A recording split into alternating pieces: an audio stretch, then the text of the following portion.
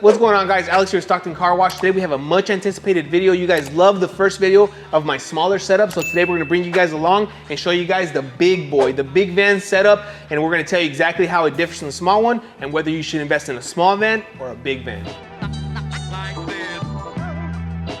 Hey Alex, so you have been getting a lot of messages. Yeah.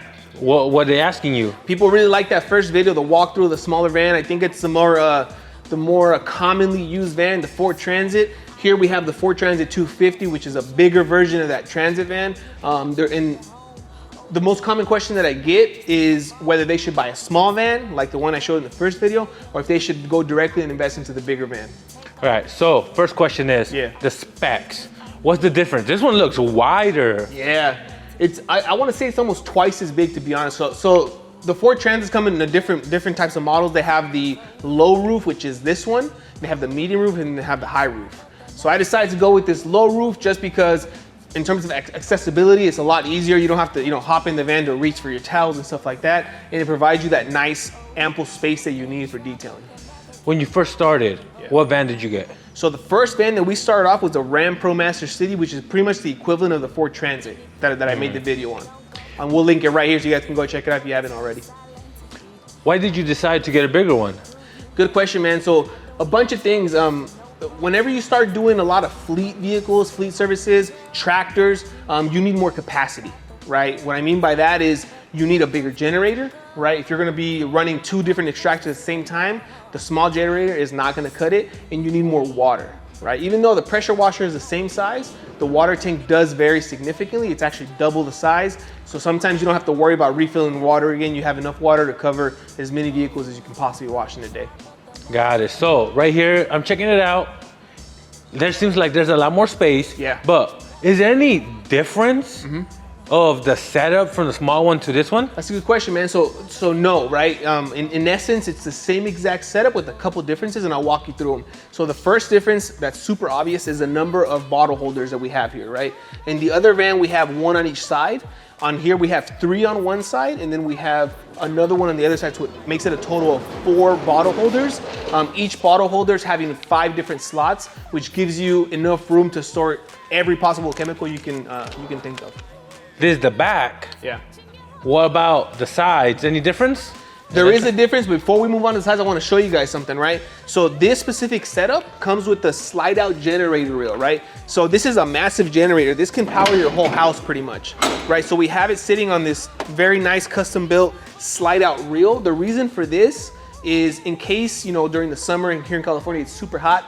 If this ever happens to get too hot and for whatever reason you have to take it off of the van so that you don't compromise the rest of your vehicle, you can easily, with the help of someone else, pick it up and, and put it on the floor if you have to. So this isn't bolted down, you can just take it off and it's, accessible. And it makes it really nice because all the heat and all the emissions are outside of the vehicle. You don't have to worry about that going inside the car. Got it. Yeah. Do you have the same generator on the small one? Would it even fit?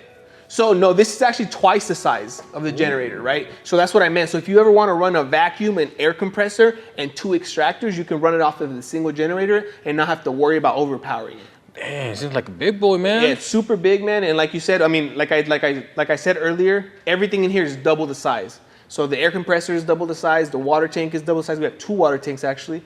So the lengths of the vacuum, water, and power are also double the length. So it's pretty much set up to have more capacity. Side note, we made a video about your generator breaking. Remember that video? Yeah. You fixed it? It's 100% replaced, actually. We replaced it, yeah. Why? So I don't know what went wrong with it, but again, I took it to Costco and I got another one. Oh, yeah? Yeah. Hey. I ended up going with this. I know people in the comments down below. I read the comments, guys, so always drop your advice, your comments down below. I read them, but the reason I went with the same brand was because the spec of the build had to fit that exact generator. So I didn't have too much, I didn't want to deal with cutting the frame and stuff like that. So I went ahead and got the same generator and it works perfectly fine now. Got it. All right, and another thing that if you're a detailer and you have a mobile setup like this one and you're running gas powered power washer and generator, always have your fire extinguisher, right? Have this very easily accessible in case anything goes down and the summer gets really hot. You can go to just clip it off and you're ready to use it if you have to. Hopefully you don't, but if you do, it's there. Another thing that's really custom about this van that makes everything super easy is this mat holder made out of diamond plate.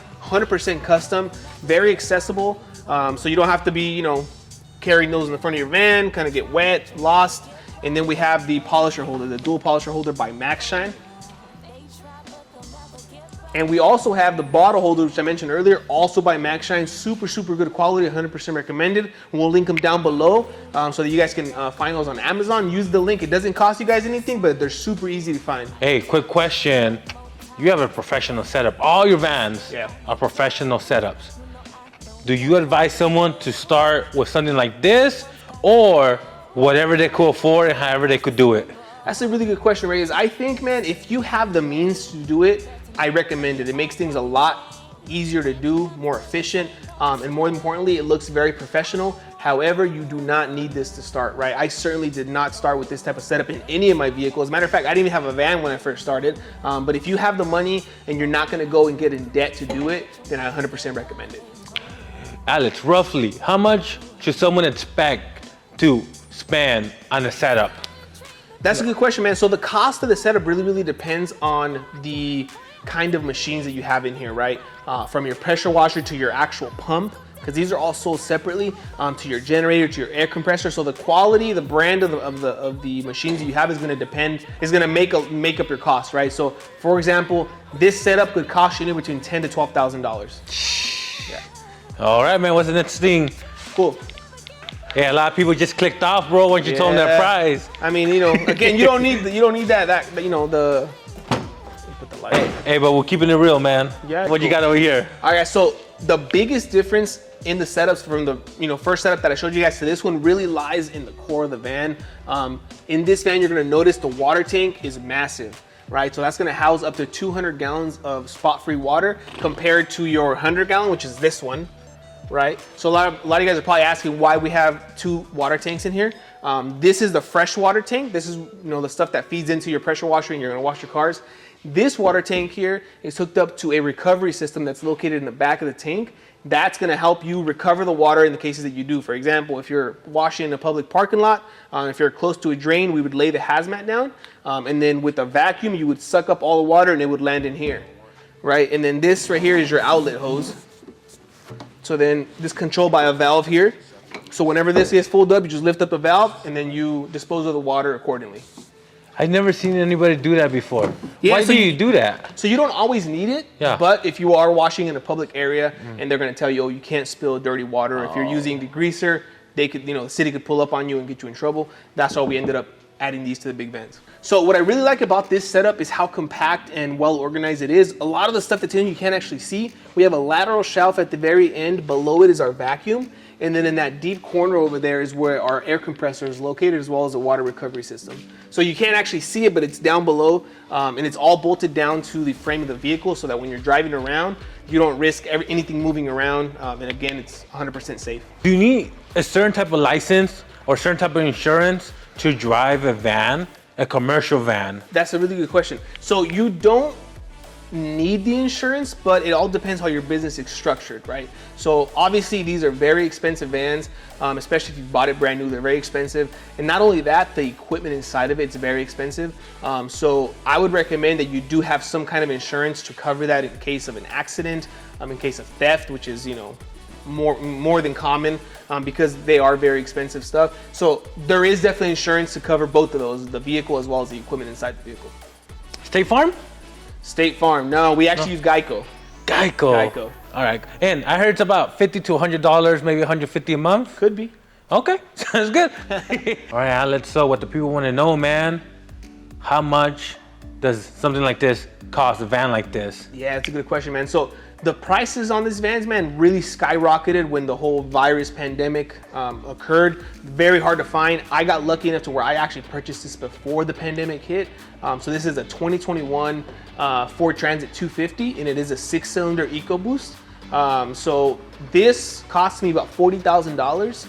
It was 100% brand new. Again, you don't need a new van to start your business. You're more than, it's more than possible to, buy a secondhand van, a used van, low mileage or high mileage, whatever you want to purchase, and it's more than possible to do it. But this is the 6-cylinder. It gives you a little bit more power compared to the Ford Transit, which is a 4-cylinder. Why did you choose to buy new instead of buying used? That's a really good question, Ray. So the reason why I decided to go new was because when I was, in the market to purchase a new vehicle, the price difference wasn't that big. I was looking at about $5,000 to $6,000 price difference from a used one to a new one. So I decided to kind of pull the trigger and buy the new one. And you get the warranties that come with the vehicle. So if anything ever happens to it, it's covered by the warranty. All right, man. So we have a detailer working from his daily driver car. Yeah. He wants to step up and get a van. What advice do you have for them? So again, I think it all narrows down to how much money you are able to put up front to start the business, to kind of make that upgrade. If you follow my channel, I preach, purchase what you can afford. If you can avoid debt, then avoid it. So I would say if you're able to afford an enclosed van, you're probably better off doing that. But again, a little pickup truck also does the trick. That's what I started with. So ultimately, it narrows down on what your budget is. And look at that very carefully. Don't oversell yourself, right? It's easier to upgrade than to downgrade once you've already made that big purchase. So, little van or big van? I would say start with the little van. The reason why I say a little van is because you're gonna have the capacity of 100 gallons of water, which is gonna allow you to wash up to 20 cars. I think that if you're barely starting, you're probably not gonna be doing more than that at once. Once you do surpass that kind of limit, then you can go ahead and upgrade to one of these big ones. All right, guys, so there you have it, the much anticipated video, the review on my Ford Transit 250. Tell me exactly what you think down below. What would you have done different if you had bought this van in terms of the setup? Drop a comment down below. Don't forget to hit that like button and subscribe.